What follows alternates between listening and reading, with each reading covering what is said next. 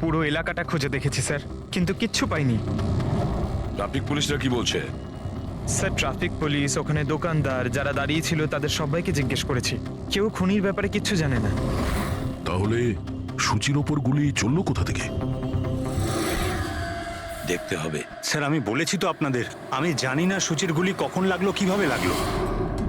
আশুতোষ, দীনেশ, মিহিকা, সূচির খুব কাছের না তোমরা তিনজন, কি তাই তো?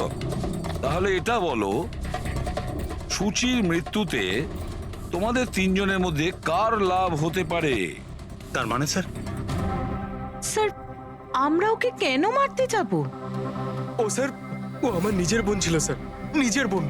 আমি নিজের বোনকে কেন মারতে যাব? কোটি টাকা পাওয়ার জন্য। আবার কি কোটি টাকা পাওয়ার জন্য? এতে আমার কি লাভ হতো স্যার? আমার আর সূচির তো আগেই ডিভোর্স হয়ে গেছে। হতে পারে ডিভোর্সই ওই কারণটা। ডিভোর্সের পরেও আমি আর সূচি অত্যন্ত ভালো বন্ধু ছিলাম, বন্ধুর মতোই মিশতাম আমরা। এটাও তো হতে পারে যে তোমার প্রথমা স্ত্রীর সঙ্গে যে সম্পর্ক ছিল সেটা হয়তো দ্বিতীয় স্ত্রীর পছন্দ ছিল না। স্যার আপনি এসব কি বলছেন? ওদের মধ্যে ভালো সম্পর্ক ছিল, তাতে আমার কি? ওদের দুজনকে নিয়ে আমার কোনো প্রবলেম ছিল না, আমি ইনসিকিউর নই। যদি তোমাদের তিনজনের মধ্যে কেউ সূচিকে না মেরে থাকে, তাহলে সূচিকে কে মেরেছে? কে মেরেছে? আমি বলছি আপনাকে, সূচি একটা এনজিওতে কাজ করত। ও ওখানে একজন অ্যাকাউন্টেন্টের পর্দা ফাঁস করে দিয়েছিল, কারণ ওই মেয়েটা টাকা পয়সা নিয়ে গন্ডগোল করছিল। তোমার মনে হচ্ছে শেলির হাত হতে পারে এইসবের পেছনে? ইয়েস স্যার, ওকে অনেকবার হুমকিও দিয়েছিল। স্যার আমার তো মনে হচ্ছে কি এই কাজটা হয়তো পৃথ্বীর হতে পারে। আচ্ছা, এই পৃথ্বী কি? খুবই খুবই অসভ্য ধরনের লোক, ওই রোমিও টাইপের। সূচি পুলিশকে কমপ্লেনও করেছিল ওর বিরুদ্ধে, কিছুদিনের জন্য জেলেও গেছিল। ঠিক আছে, তোমরা তিনজন যেতে পারো।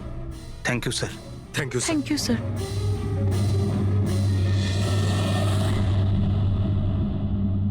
স্যার তিনজনকেই বিশ্বাস হচ্ছে না। এই তিনজনের ওপর কড়া নজর রাখো। আর দয়া, স্যার, শেলি আর পৃথ্বী, ওদের দুজনকে বিউরোতে ডাকো। স্যার, হ্যাঁ, আরটিও থেকে বাইকের মালিকের খবর পেয়ে গেছি। স্যার পৃথ্বী আর শেলির ফোন আনরিচেবল আসছে, তাই আমি ফ্রেডিকে বলেছি ওদের মোবাইল ফোনটা ট্রেস করতে। এ তো আমাদের ডেলিভারি বয় বিবেক। স্যার আমাদের বাইক তো ওই চালাতো। স্যার ওকে কে মেরে দিল? সেটা খোঁজারই চেষ্টা করছি। আচ্ছা, এই বিবেকের কারোর সঙ্গে কোনো শত্রুতা ছিল কি? না স্যার, ও তো খুবই সাদাসিধে ভালো ছেলে ছিল। কবে থেকে কাজ করছিল এখানে? গত 1 মাস ধরে রাজস্থান থেকে এসেছিল, খুব পরিশ্রমী ছিল। স্যার ও তো শহরে কাউকে চিনতও না। এ কোথায় যাচ্ছিল ডেলিভারি করতে? কোথাও নয় স্যার, আজ তো ওর ছুটি ছিল, ওই জন্য আমার বাইক নিয়ে ঘুরতে বেরিয়েছিল। আচ্ছা, ওর বাড়ির অ্যাড্রেস দিতে পারবেন? স্যার ওর বাড়ির অ্যাড্রেস তো নেই, ও এই দোকানেই শুতো। আচ্ছা, জিনিসপত্র কিছু? স্যার এই ওর একটা বাক্স আছে। এটা?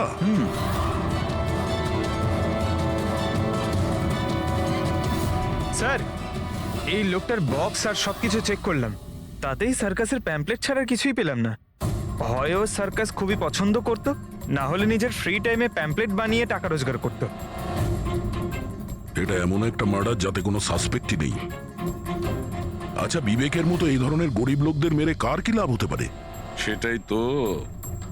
আর ওদিকে সূচি, দ্বিতীয় মার্ডার, যারা সন্দেহের তালিকায় অগণিত, তাদের মধ্যে যে কেউ গাড়ির সামনে গিয়ে গুলি করে মারতে পারে সূচিকে।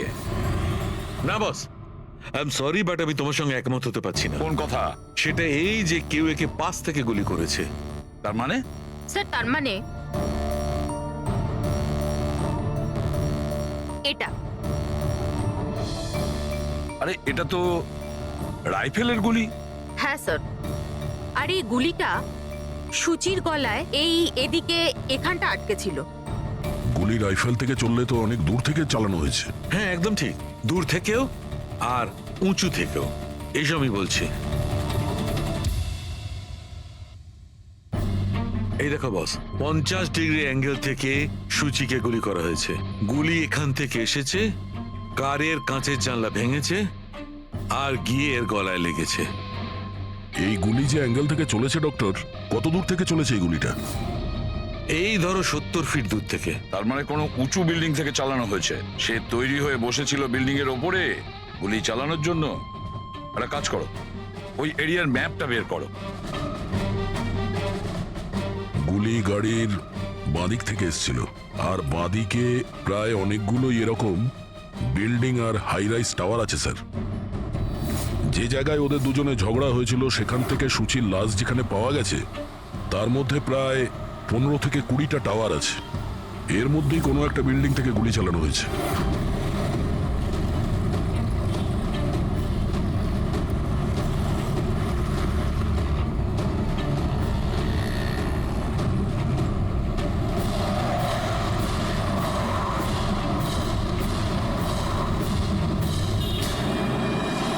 বাস ঠিক আছে।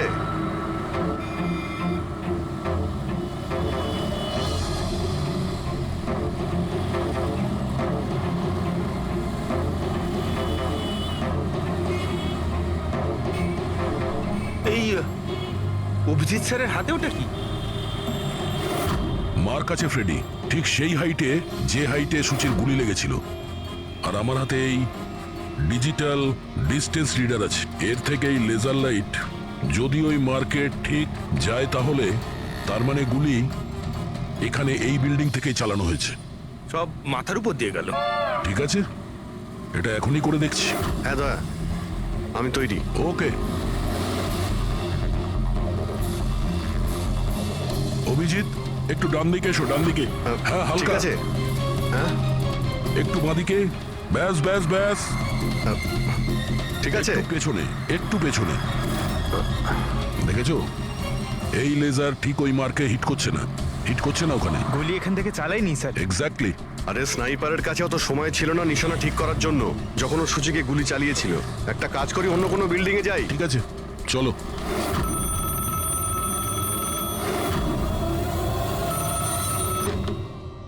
হ্যালো। হ্যাঁ হ্যালো, আচ্ছা এটা কি ফ্যান্টাসি সার্কাস জয়পুর রাজস্থানের অফিস? হ্যাঁ ঠিকই, বলুন। দেখুন, আমি মুম্বাই সিআইডি থেকে এসিপি পদ্মমান বলছি। আপনার ওখানে কোনো বিবেক নামে কেউ কাজ করতো? হ্যাঁ হ্যাঁ, বিবেককে আমি চিনি তো। ও এই সার্কাসেই কাজ করতো। কেন, কি হয়েছে? কি কাজ করতো বলতে পারবেন আপনি? দেখুন স্যার, আপনার সঙ্গে সারাদিন ফোনে কথা বললে আমার শো ক্যান্সেল হয়ে যাবে। আমি আপনার কথা আমার মালিককে বলে দিচ্ছি, উনি আপনাকে ফোন করে নেবেন। ঠিক আছে? হ্যালো,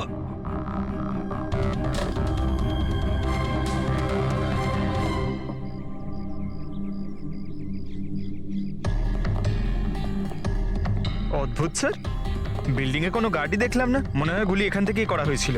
দেখছি। হ্যাঁ অভিজিৎ, রেডি আছো?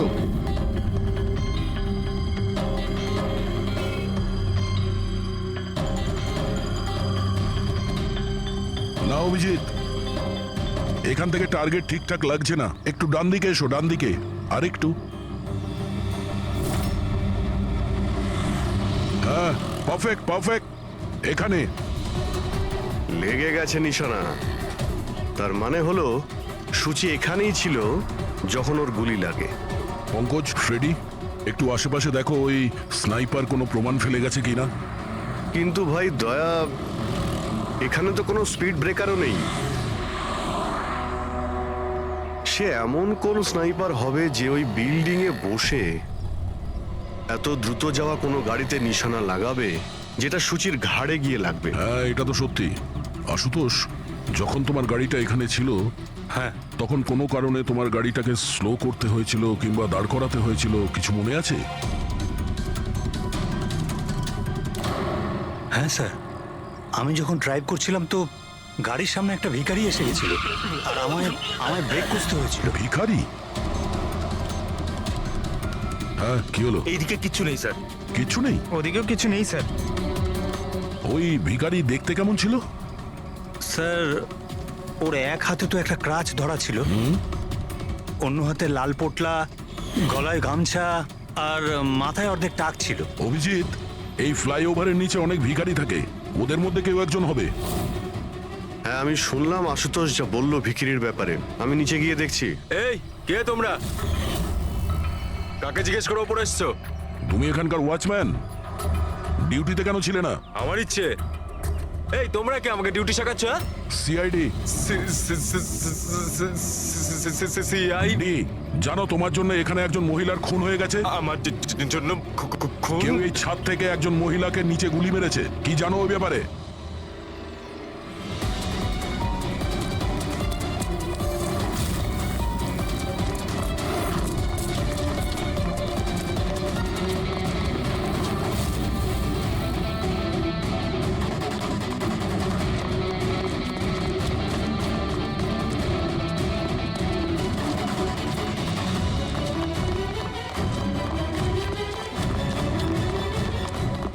এই দাঁড়া বলছি। স্যার স্যার আমি কিছু করিনি স্যার। স্যার আমাকে ছেড়ে দিন স্যার, আমি কিছু করিনি। কিচ্ছু করিসনি তুই, চল। আমি ভয় পেয়ে গেছিলাম স্যার। কেন ভয় পেয়েছিলি? কি জানিস এই খুনের ব্যাপারে? স্যার আমি টাকা নিয়েছিলাম, কিন্তু এটা বলেনি যে ও কাউকে খুন করতে চলেছে স্যার। কে ছিল ওই লোকটা? আগে কোনোদিনও দেখিনি স্যার। ও বলেছিল যে ও বিল্ডিং এর ছাদে গিয়ে ওর গার্লফ্রেন্ডকে প্রপোজ করতে চায়। স্যার ও 2 ঘন্টার জন্য 15,000 টাকা দিয়েছিল স্যার। আমি তো এত টাকা 1 মাসেও কামাইনি স্যার কোনোদিনও। স্যার ও হেলমেট পরেছিল আর চোখে চশমাও ছিল।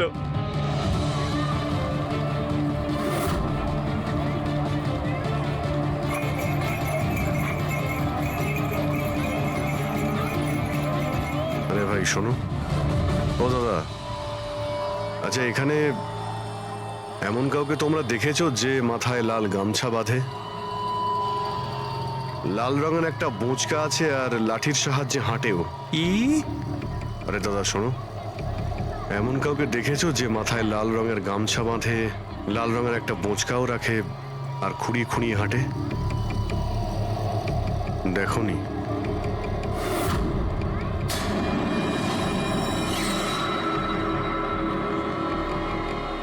আরে ভাই শোনো, আরে ভাই শোনো, একটু কথা আছে। এই যে আরে এই, কি করছো ভাই? দাঁড়াও, আরে ভাই দাঁড়াও।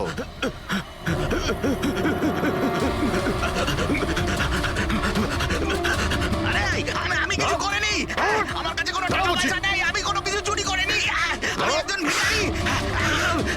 আরে ছেড়ে না তুই আমাকে। ল্যাংড়া সাজার নাটক করছিস? তুই জানিস ল্যাংড়াদের কতটা কষ্ট হয়? আরে কতবার করে বলবো, আমার কাছে কিছু নেই, আমি রাস্তার ভিখারি, আমি সত্যি বলছি। এই, তুই সেদিন ইচ্ছে করে লাল গাড়ির সামনে পড়েছিলি না? কোন লাল গাড়ি? আমি কোনো লাল গাড়ির সাথে আসেনি তো। স্যার এটা কি গুন্ডামি হচ্ছে? আপনি ওকে ছেড়ে দিন, এটা কিন্তু ঠিক হচ্ছে না, আমি বলে দিচ্ছি কিন্তু। এই, সর। আমি সিআইডি থেকে। আরে আমি কথা বলছি, দাঁড়া। ভদ্রভাবে বলে দে, না হলে আমি রেগে গেলে কিন্তু এর ফল খুবই খারাপ না, হবে। স্যার আপনি যদি সত্যি সিআইডির লোক হন, আমি সব বলছি। একটা লোক আমাকে টাকা দিয়েছিল এসব করার জন্য, আর ও বলেছিল যে যখনই একটা লাল গাড়ি আসবে তার সামনে পড়ে যেতে, তাই আমি করেছিলাম স্যার। তুই কি করে জানলি যে লাল গাড়ি কখন আসবে? ওই ছাদে একটা লোক দাঁড়িয়ে আমাকে ইশারা করছিল, ওই রকমই। ও যে ইশারা করবে আমি তখনই লাল গাড়ির সামনে উল্টে পড়ে যাব। প্ল্যান ছিল স্যার। জানিস একটা মহিলার খুন হয়ে গেছে তোর এই প্ল্যানের জন্য? সাহেব আমাকে ক্ষমা করে দিন, দেখুন আমি রাস্তার একজন ভিখারি। ঠিক আছে, তুই এটা বল, ওই লোকটা দেখতে কেমন ছিল? ওই স্যার ও হেলমেট পরেছিল, মোটরসাইকেলে এসেছিল, আমি তো ওর মুখটা দেখতেই পাইনি। আরে ভাই কিছু তো দেখেছিলি, কিছু তো শুনেছিলি। ওর একটা ফোন এসেছিল, ফোনে বলছিল যে তাড়াতাড়ি দেখা করতে এসো, আর উত্তরে বললো যে আমি ওখানে পৌঁছচ্ছি। কোথায় কোথায় পৌঁছতে বলছিল, তোর মনে আছে কিছু? হ্যাঁ, মনে পড়েছে, ভান্ডুপ মিল। ভান্ডুপ মিল? ভান্ডুপ মিল? আচ্ছা ঠিক আছে, ঠিক আছে, ফিরে এসো, আমি স্যারকে ইনফর্ম করছি। Okay sir. হ্যাঁ অভিজিৎ ভান্ডুপ মিল থেকে ফিরে আসছে। ও বলছে যে মিল একদম ফাঁকা পড়ে আছে, কোনো প্রমাণই ওর হাতে পড়েনি। খুনি তো ওখান থেকেই পালিয়ে গেছে। হতে পারে অভিজিৎ পৌঁছানোর আগেই ওখান থেকে ও পালিয়ে গেছে। পঙ্কজ, হ্যাঁ স্যার। পঙ্কজ একটা কাজ করো, যখন সুচির গুলি লেগেছিল ঠিক ওই সময়ে ওই এরিয়াতে কতগুলো মোবাইল অ্যাক্টিভ ছিল খোঁজ নাও। স্নাইপারের ফোন ওদের মধ্যেই কারোর হবে। স্যার হ্যাঁ হ্যাঁ পঙ্কজ, এটাও দেখো ওর মধ্যে কতজন লোক ভান্ডুপ মিলে গেছিল। স্যার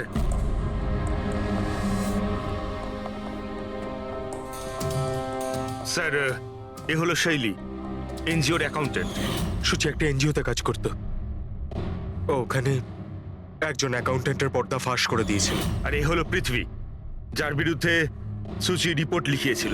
সুচি পুলিশে কমপ্লেনও করেছিল ওর বিরুদ্ধে, কিছুদিনের জন্য জেলেও গেছিল। আপনারা কি করে ভাবলেন যে সুচির মৃত্যুর জন্য আমি দায়ী? হ্যাঁ স্যার, আমিও তো এমন কিছুই করিনি। আমি তো কারোর মার্ডার করিনি স্যার।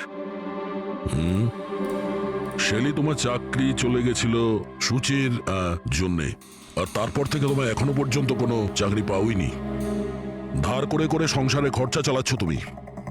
হ্যাঁ, আর পৃথ্বী, 1 সপ্তাহ তুমি জেলে ছিলে, নিজের এরিয়াতে তোমার খুব বদনাম হয়েছে, তাই তো? তো কি হয়েছে? যদি আমার কোনো বদনামের ভয় থাকতো তাহলে বাড়ি বদলে নিতাম। কারণ মার্ডার করতে যাবোই বা কেন আমি? আর স্যার, এমনটা নয় যে আমি কোথাও চাকরি পাচ্ছি না। বলতে পারেন আমি আমার মতো কোথাও চাকরি পাচ্ছি না, এই জন্য আমি কোথাও জয়েন করছি না। আপনাদের আশুতোষ আর তার নতুন স্ত্রী, তাকে এসব প্রশ্ন করা উচিত। ওদের জীবন সুখী নয়, কিন্তু সবাইকে দেখিয়ে বেড়ায়। আশুতোষ তো সুচির কাছে ফিরে যেতে চাইছে। হয়তো ও নতুন স্ত্রীকে নিয়ে খুশি নয়, তাই। আর স্যার, সুচির না ওর ভাইয়ের সাথেও বনিবনা ছিল না, সব সময় না ফোনে ঝগড়া করতে থাকতো। আচ্ছা, আর কি ব্যাপার নিয়ে ঝগড়া হতো এদের দুই ভাই বোনের মধ্যে? আসলে স্যার, দিনেশ আশুতোষকে হুমকি দিয়েছিল ও সুচির থেকে দূরে থাকার জন্য। হয়তো সুচির এটা পছন্দ হয়নি। আর স্যার, ও আমাকে আর একটা কথা বলেছিল, মেয়েকা হিংসে করে ওর আর আশুতোষের মেলামেশায়।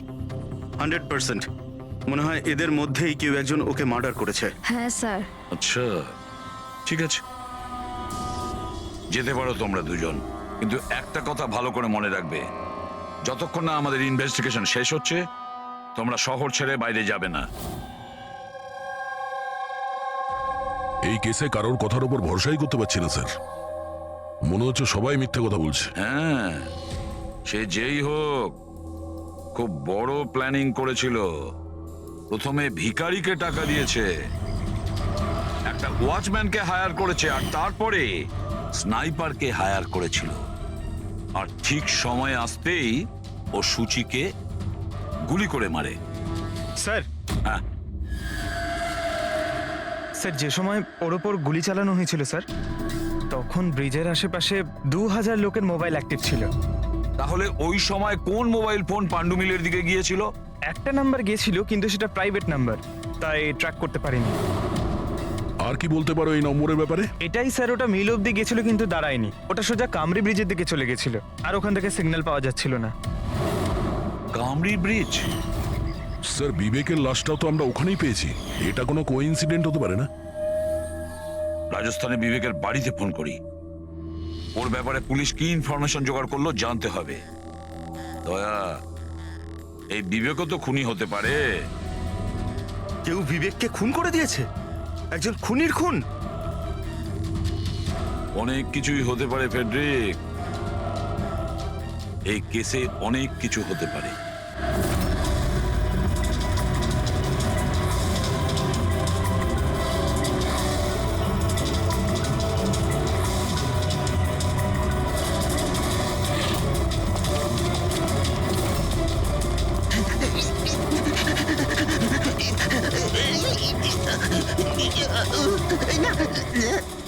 আরে তুই বারবার পালাস কেন? হ্যাঁ, বারবার আপনারা আমার পিছনে পড়ে আছেন কেন? পিছনে তোর পড়ে সঙ্গে আছেন কথা কেন? আছে। আমি কিছু কথা বলতে চাই না। হয়ে গেছে স্যার, আপনারা আমাদের এইভাবে বিরক্ত করতে পারেন কেউ তোমাদের জ্বালাতন করছে না, আমরা নিজেদের কাজ করছি। যাও। কিছু শুনতে চাই না, যান এখান থেকে। আরে একজনের খুন হয়েছে, তোমরা কি বুঝতে পারছো না? তা কি হয়েছে? আমরা কি খুন করেছি নাকি?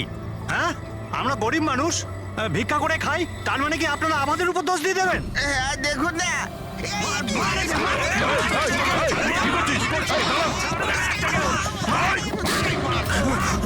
অভিজিৎ, তুমি ঠিক আছো? আরে না, ও নো, রক্ত বেরোচ্ছে। কি করলে তোমরা? হ্যাঁ, এই দেখ, এই লোকটা টাকা দিয়েছিল তোকে। স্যারও মারা গেছে? হ্যাঁ, ও মারা গেছে। ভালো করে দেখ, এটা কি সেই লোকটা যে তোকে গাড়ির সামনে করতে বলেছিল? একটু জুম জুম করুন।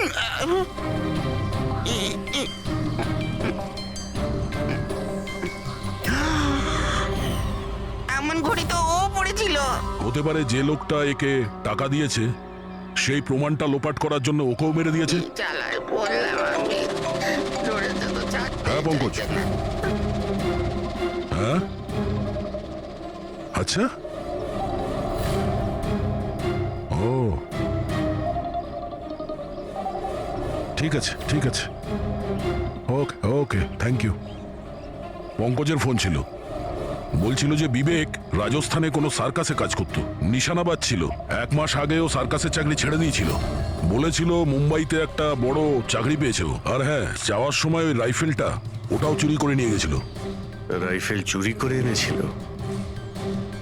হয়তো সুচির সুপারি নিয়ে এখানে এসেছিল, আর দোকানে এই জন্য কাজ করতো যাতে ওকে কেউ সন্দেহ না করে। হ্যাঁ, আর এই পুরো ষড়যন্ত্রের যে মাস্টার মাইন্ড, সে নিশ্চয়ই রাজস্থানে গেছিল বিবেককে সুপারি দেওয়ার জন্য। কে হতে পারে এই মাস্টার মাইন্ড, যাকে চোখের সামনে দেখেও ধরতে পারছি না?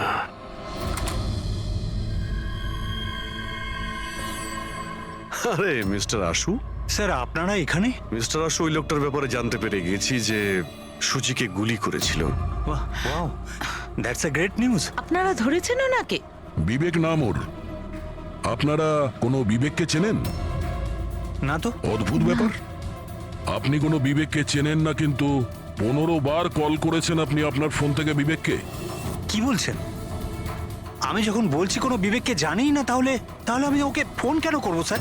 শুধু এটাই নয়, ওর সঙ্গে দেখা করতে তুমি রাজস্থানেও গিয়েছিলে। সার্কাসে ওর গুলি চালানোর ক্ষমতাটা দেখে তোমার এত পছন্দ হয়েছিল যে সুচিকে মারার কন্ট্রাক্টও দিয়ে দিয়েছিল ওকে। 1 মিনিট স্যার, 1 মিনিট। এটা সত্যি যে একটা বিজনেস ট্রিপের জন্য আমি রাজস্থান গিয়েছিলাম, কিন্তু আমি কোনো সার্কাসে যাইনি স্যার। আর আমি যখন কোনো বিবেককে চিনি না, তো তাকে ফোন কেন করবো? তাহলে কি তোমার এই ফোন রেকর্ড মিথ্যে কথা বলছে? স্যার, এটা হতে পারে কি আমার ফোন থেকে অন্য কেউ ওকে ফোনটা করেছে আমার না থাকার সুযোগে। আচ্ছা, তাহলে কি আপনি আপনার ফোন যে কোনো জায়গাতে ফেলে রাখেন নাকি? না স্যার। হ্যাঁ ডক্টর। আচ্ছা ঠিক আছে ডক্টর, ওকে ডক্টর। ডক্টর সালুখের ফোন ছিল, আমাদের ফরেন্সিক ল্যাবে যেতে বলেছেন আশুতোষকে নিয়ে। বস, মেয়েটা এইখানে বসেছিল এই সিটে, আর এই অংশটা হচ্ছে সিটের পেছনের দিকটা, আর এটা হচ্ছে লিভার, যার দ্বারা সিটটা আগে পিছে হয়। আর এই লিভারটাকে জাম করে দেওয়া হয়েছিল। এই দেখো। লিভার জাম করে দিয়েছে? হ্যাঁ তাই তো। বাস এইটুকুই স্যার, সেই জন্য আপনি আমাদেরকে ডেকে আনলেন? পঙ্কজ, তুমি একটু আমার কথাটা শোনো। সূত্র এইটা নয় যে লিভারটা আটকে দেওয়া হয়েছে, সূত্রটা এই যে এটাকে জেনে বুঝে আটকে দেওয়া হয়েছে। কিন্তু স্যার, কেউ জেনে বুঝে সিটটাকে খারাপ করবে কেন? এটাও তো আমরাও ভাবছিলাম। আশুতোষ, তোমার এই গাড়ির সিট কবে থেকে এরকম হয়ে আছে? মানে কবে থেকে পেছনে আটকে আছে? স্যার, পরশু রাত অবধি তো ঠিক ছিল, কিন্তু কাল সকালে যখন বেরোলাম তখন রিক্লাইন কাজ করছিল না। আমার হাতে ঠিক করার মতো অত সময় ছিল না বলে এমনি বেরিয়ে গেলাম। ডক্টর সালুখে, সিটটা খারাপ হওয়া এই কেসটার সাথে কি সম্পর্ক? সম্পর্ক আছে ফ্রেডি। সম্পর্কটা হচ্ছে এইটা যে খুনি চাইছিল সিটটা পেছনে হেলে থাকে, সুচির পজিশনটা এইরকম থাকবে পেছনের দিকে। স্যার, ও যদি সামনে বসতো বা পেছনে বসতো তাতে খুনির কি এসে যায়? খুনির তো গুলি করারই ছিল। পঙ্কজ, তুমি এক কাজ করো, এখানে তুমি গাড়ির সিটটায় বসো। সারিকা, তুমি সুচির জায়গায় বসো। এবার ধরে নাও আমি সুচি। আমি যখন এই সিটটায় বসেছিলাম তখন আমার মাথাটা এরকম ছিল। বস, সুচির এইভাবে বসার সুবিধাটা খুনি তখনই পাবে যখন ওর এম সুচি নয়, ড্রাইভিং সিটে বসা লোকটি হবে, মানে আশুতোষ হওয়ার কথা। কিন্তু আশুতোষকে কোনো কারণে খুব ব্রেক চাপতে হয়, ব্রেকের কারণে ঝটকা লাগে, আর সেই ঝটকায় সুচি ঝুঁকে যায়। আর বস, আশুতোষকে লাগার পরিবর্তে সুচির গুলি লাগে। স্যার, তার মানে আশুতোষ খুনি নয়, কিন্তু কেউ ওর খুন করতে চাইছিল। দয়া,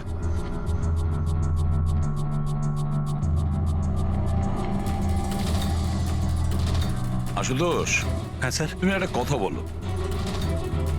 তোমার কি কোনো শত্রু আছে? এমন কোনো শত্রু যে তোমাকে প্রাণে মেরে ফেলতে চায়? ভেবে চিনতে বলো, ভাবো। না স্যার, আমার কারোর সাথে কোনো শত্রুতা নেই। না সুতোষ, কেউ তো নিশ্চয়ই হবে যে তোমাকে প্রাণে মেরে ফেলতে চায়, তোমার সিটের লিভারটা জাম করে দিয়েছে। না স্যার, এটা তো হতেই পারে না, কারণ এই গাড়িটার একটাই মাত্র চাবি, আর সেটা সবসময় আমার কাছেই থাকে। আমি তো কিছুই বুঝতে পারছি না আমি স্যার, যে এসব কি করে হলো। কোনো ব্যাপার নয় আশুতোষ, ও যেই হোক না কেন আমরা খোঁজার চেষ্টা করব যে কে তোমাকে মারার চেষ্টা করছে। ঠিক আছে, চলো যাই, চলে এসো। হ্যাঁ স্যার। স্যার স্যার আমরা আশুতোষকে ছেড়ে দিলাম কেন? খুনি যদি আবার ওর ওপর আক্রমণ করে তাহলে? দেখে যাও তুমি পঙ্কজ, এবার আমরা আশুতোষের প্রতিটা মুভমেন্ট ট্র্যাক করব, সব কথা আমরা শুনতে পাবো। স্যার সেটা কিভাবে? দয়া যে ট্রান্সমিটার বাগ লাগিয়ে দিয়েছে।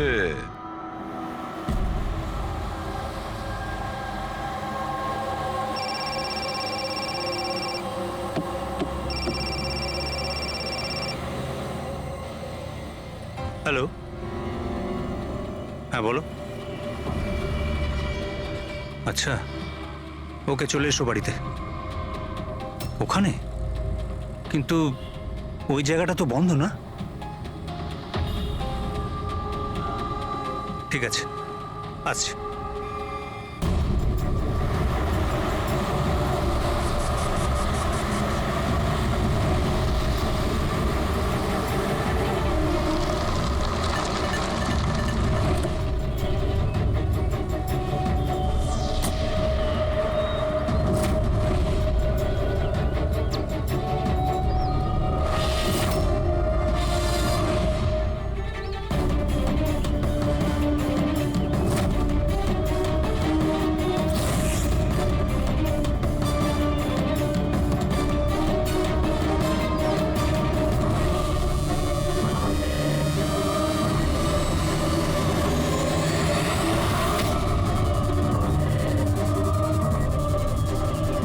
এটা কি করছো? গান? মাই গড, গুলির আওয়াজ পেলাম। দয়া, তাড়াতাড়ি চলো, আবার একটা যেন খুন না হয়। স্যার এই তো আমরা পৌঁছচ্ছি। স্যার হ্যাঁ, আমাদের যে এই সাসপেক্ট আছে, এক্ষুনি খবর পেলাম যে ও রাজস্থান গিয়েছিল আশুতোষকে ফলো করতে করতে। ও তো আশুতোষের খুব কাছের লোক ছিল।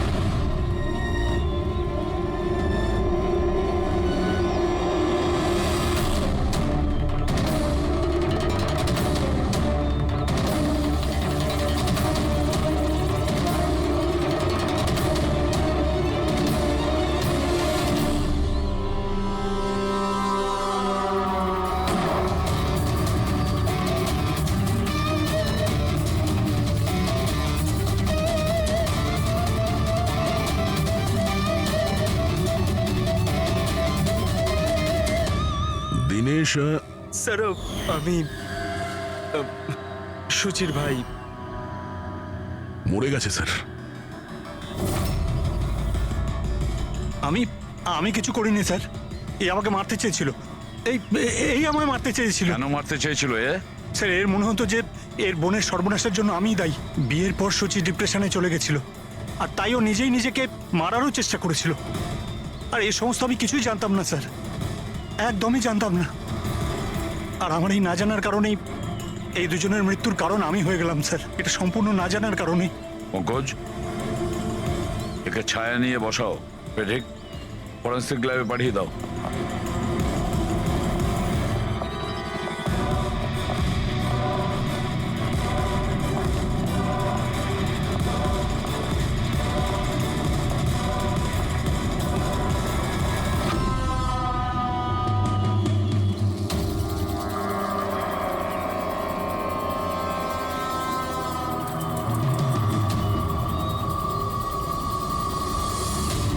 গল্পে একটা নতুন টুইস্ট। আশুতোষ,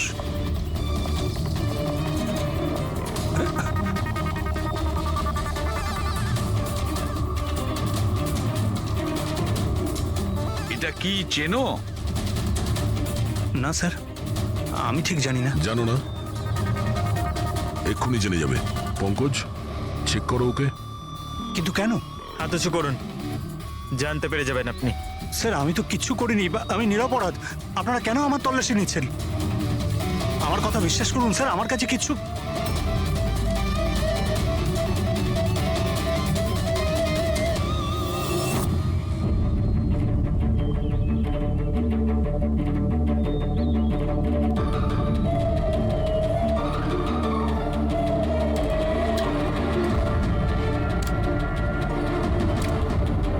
স্যার এই নিন ও, রাবার বুলেটস। আমি জানি না স্যার যে এর থেকে কি প্রমাণ হচ্ছে। কি প্রমাণ হয়? হ্যাঁ, তুমি এই বন্দুক দিয়ে দিনেশের খুন করেছো, আসল বুলেট দিয়ে। হ্যাঁ, তাহলে এই গানটা কি করে এলো তোমার কাছে? আর ওই নকল রাবার বুলেট, ওটা কি করে ফায়ার হলো আর কখন? স্যার, প্ল্যান আমিই করেছিলাম। A to Z পুরো প্ল্যান আমার।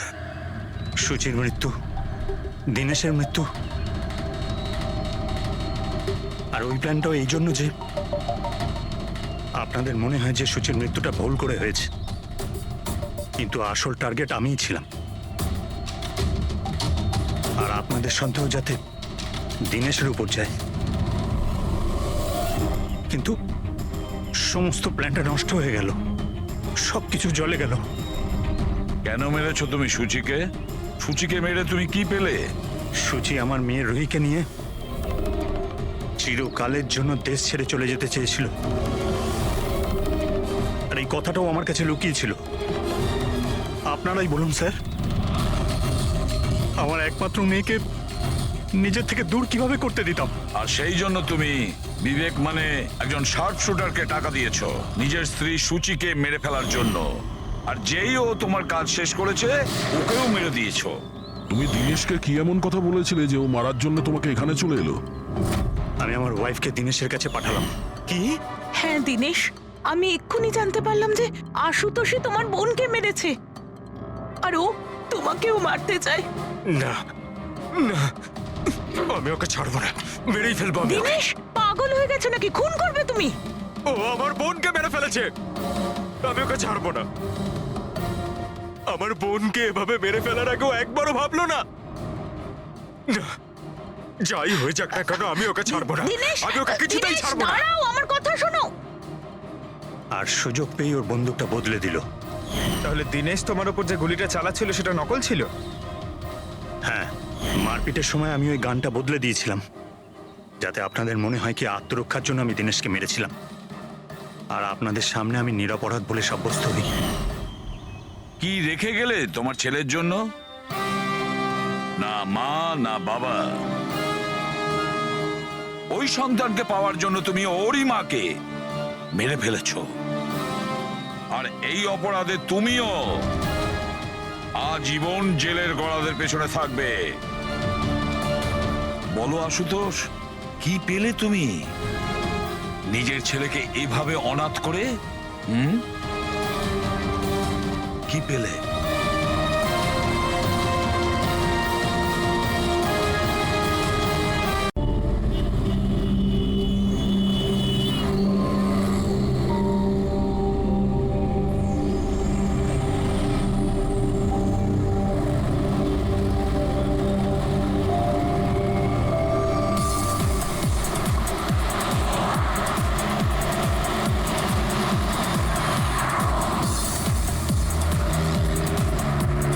আরে সাহেব সাহেব সাহেব সাহেব, এটা নিন না। আরে দেখুন না দেখুন না দেখুন না, একটু ধরে দেখুন না, অনেক ডিসকাউন্ট পাবেন, অর্ধেক দামে দিয়ে দেবো আমি। না, না, চাই না। আরে একবার দেখুন না, অনেক ভালো কোয়ালিটির এটা। আরে ভাই, একবার আরে বললাম না, দেখুন চাই না। দেখুন না, কোয়ালিটি দেখুন না। আরে শুনুন না ম্যাডাম, দেখুন না, আরে কোয়ালিটিটা দেখুন ম্যাডাম, কিনুন না, ভালো কোয়ালিটির এগুলো, খুব ভালো কোয়ালিটির ম্যাডাম। আরে কেন বিরক্ত করছো ভাই? একবার তো বললাম চাই না। ও দাদা, এই ম্যাডামের মনে হয় কিছু একটা হয়েছে। আরে কিচ্ছু হয়নি ওর, আরে দেখুন না, ঘুমোচ্ছে। ওনার ঘাট থেকে রক্ত বেরোচ্ছে। কি? হ্যাঁ, দেখুন ওনার রক্তে ভেসে যাচ্ছে ওই যে ওই দেখুন দেখুন ওই যে সুচি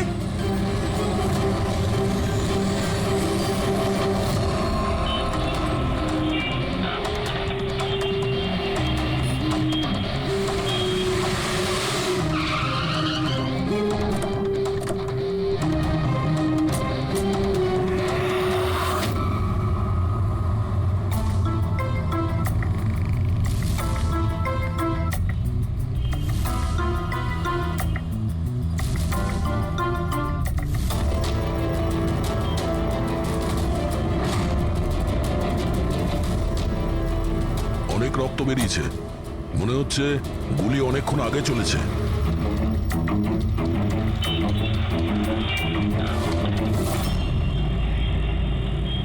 এসব কি করে হলো মিস্টার আশুতোষ। আচ্ছা, আর এনার নাম কি? ইনি আমার স্ত্রী সুচি, মানে বলতে চাইছি আমার ex wife Suchi. Ex wife? এসব কি করে হলো? জানি না স্যার, আমি কিছু জানতেই পারিনি। কিচ্ছু জানো না? তোমার এক্স ওয়াইফ তোমার পাশের সিটে বসেছিল, গুলি চললো, তুমি কিচ্ছু জানো না? এটা কি করে সম্ভব? আমার হাজবেন্ড কখনো মিথ্যে বলেন না। উনি যখন বলছেন উনি জানেন না, আই এম শিওর যে উনি কিছু জানেন না। আপনি আমি মিহিকা, ওনার প্রেজেন্ট ওয়াইফ। মিস্টার আশুতোষ, যখন সুচির গুলি লাগে আর পিছনের কাঁচটা ভেঙে যায় তখন নিশ্চয়ই শব্দ হয়েছিল, আর আপনি আমাদের বলছেন আপনি কিছুই জানেন না। আসলে গাড়ির মধ্যে খুব জোরে মিউজিক সিস্টেম বাজছিল আর সুচি ঘুমিয়েছিল। আমি কিচ্ছু বুঝতে পারিনি। ওই লোকটা কিছু জিনিস বিক্রি করতে এসেছিল। ও যখন আমাকে বলল তখন আমি বুঝতে পারলাম কি সুচি। গাড়িতে মিউজিক চলছিল আর সুচি ঘুমিয়ে পড়েছিল। অদ্ভুত, প্রায়শই লোকেদের ঘুম একটু আওয়াজেই ভেঙে যায়, আর এত লাউড মিউজিকে সুচি ঘুমোচ্ছিল।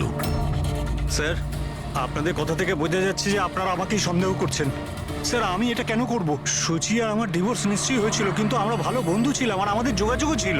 আপনি দীনেশকে জিজ্ঞাসা করে নিন। দীনেশ? স্যার আমি সুচির ভাই। ও ঠিকই বলছে স্যার, ডিভোর্সের পরেও ওর আর সুচির মধ্যে খুব ভালো সম্পর্ক ছিল, কখনো কোনো ঝামেলা হয়নি। আচ্ছা, তো আপনারা কোথায় যাচ্ছিলেন বলুন তো? আমাদের মেয়ে রুহি বোর্ডিং স্কুল থেকে ফিরছিল। তাহলে এই সুচি কি গাড়িতে ওঠার পরেই ঘুমিয়ে পড়ে নাকি পরে? স্যার, ব্যাপারটা হলো আমাদের মধ্যে একটু আগে ঝগড়া হয়েছিল। আশুতোষ, রুহি স্কুল খুব ভালো, এই স্কুল চেঞ্জ করার কোনো দরকারই নেই। সুচি, এই স্কুলটার টাকা পয়সা খুব বেশি, আমি এর ফিসটা জোগাড় করতে পারবো না। কিন্তু আমি করতে পারি, আর আমি আমার মেয়ের এডুকেশনে কোনো কম্প্রোমাইজ করব সুচি, না। আমি তোমার থেকে টাকা নিতে পারবো না। কেন? ও, তোমার মেয়ে লিগো চলে আসে, তাই না? যে আমি তোমার থেকে বেশি ইনকাম করি। জানো, আমাদের ডিভোর্সের কারণ এটাই, যে একটা মেয়ে একটা ছেলের থেকে বেশি ইনকাম করে। সাফল্যটা মনের ব্যাপার, এটা স্বামী স্ত্রীর প্রতিযোগিতা নয়। তোমার সাথে কোনো তর্ক করতে চাই না, না এই ব্যাপারে কোনো কথা বলতে চাই। রুহি এই স্কুলেই থাকবে। তারপর আমাদের মধ্যে আর কোনো কথা হয়নি। আমার মনে হয়েছিল ঘুমিয়ে পড়েছে। আচ্ছা, এই যখন ঝগড়া হচ্ছিল তখন গাড়ি কোথায় ছিল, মানে কোন এলাকায়? স্যার, লিংক রোডের সিগন্যালে, কেপি থিয়েটারের পাশেই। আর তারপর কোন রাস্তায় গেছিলেন আপনারা? সেখান থেকে স্যার আমি লেফট নিলাম, ওই সামনে ফ্লাইওভারটা আর দেখে। সোজা এখানে চলে এসেছেন? হ্যাঁ স্যার। তার মানে প্রায় 2 কিলোমিটার এই গাড়িটা চলেছে। তার মানে 2 কিলোমিটারের মধ্যেই কোথাও গুলি চলেছে সুচির উপরে। পঙ্কজ, একটা কাজ করো তো, কেপি থিয়েটার থেকে এইখানে 2 কিলোমিটার অবধি চেক করে দেখো তো, যদি কোথাও কিছু প্রমাণ পাওয়া যায়, মানে কোথাও কাচের টুকরো পড়েছে কিনা দেখে নিও, ঠিক আছে? আর হেঁটে যেও। 2 কিলোমিটার স্যার? হেঁটে যাও। গুলিটা অদ্ভুত অ্যাঙ্গেল থেকে লেগেছে, এই নিচে, মানে গুলিটা উপর থেকে নিচে এসেছে, মানে যে গুলি চালিয়েছে তার হাত উঁচু করতে হয়েছে ফায়ার করার সময়। খোলা রাস্তায় কেউ গুলি মেরেছে আর কেউ দেখেনি? হতে পারে খুনি একটু দূরে ছিল, তাও গুলি করা খুবই মুশকিল ছিল এই চলন্ত গাড়িতে, আর তাও তখন যখন খুনি হয়তো গাড়িতে বা কোনো বাইকে ছিল। তবে এইভাবে গুলি করাটা কিন্তু সহজ নয় দয়া।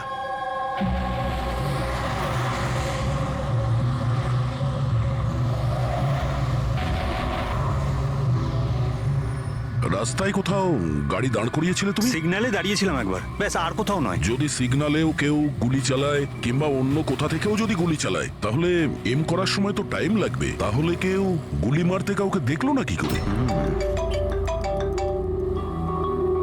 হ্যালো, হ্যাঁ স্যার, ঠিক আছে স্যার, আমরা পৌঁছাচ্ছি। কি হয়েছে? এসিপি স্যারের ফোন ছিল, আর একটা লাশ পাওয়া গেছে কামরি ব্রিজের নিচে।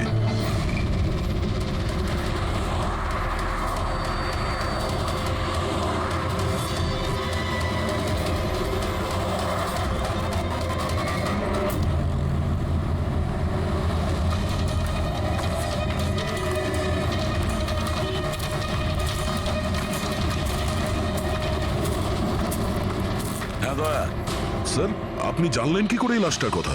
লোকাল পুলিশের কাছে আশেপাশের লোক কমপ্লেন জানিয়েছে। 2 ঘন্টা আগেই লাশ দেখেছে। মাথার পিছনে একটা চোট আছে আর পিঠের পিছনেও একটা গুলির চিহ্ন আছে।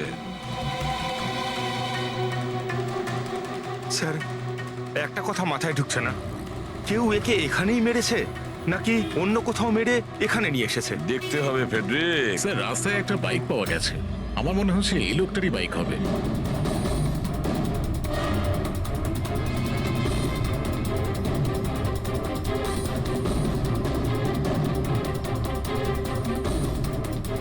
Skid mark. স্যার, মনে হচ্ছে এই লোকটা বাইকে যাচ্ছিল, কেউ পেছন থেকে গুলি করে দিয়েছে। ডিসব্যালেন্স হয়ে গেছে, গাড়ি বাইক স্কিড হয়ে এখানে কারোর সঙ্গে ধাক্কা লাগিয়েছে আর ওর বডি এখানে নিচে পড়ে গেছে। মাথায় চোট ওই সময় লেগেছে স্যার।